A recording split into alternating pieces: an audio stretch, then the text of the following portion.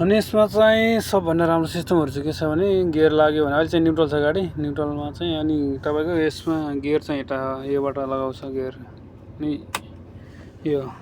सिधै यहाँनिर 5 नम्बर लाग्छ है यहाँ माथि देखाउँछ गियर चाहिँ यो 5 नम्बर देखायो अनि तपाईँ गियर डाउन गर्नु पऱ्यो भने यसलाई एकचोटि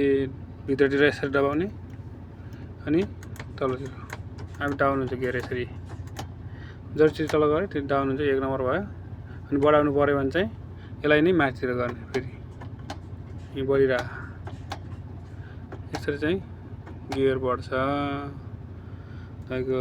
खाली गाडीमा 5 नम्बरमा उठाइन् केही फरक पर्न अनि लोड गाडीमा चाहिँ यसलाई 1 नम्बरमा झार्नुपर्छ अनि गाडी चाहिँ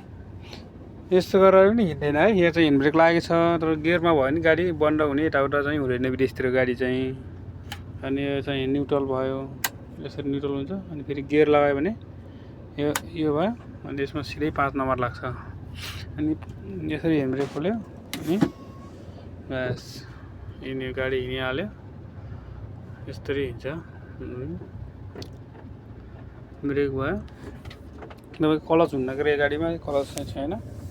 एक्सिलेटर र ब्रेक मात्रै हो अनि तपाईँको यतिकै राख्दा पनि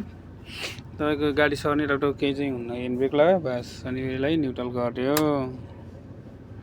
यस्तो छ है मान गाडीको चाहिँ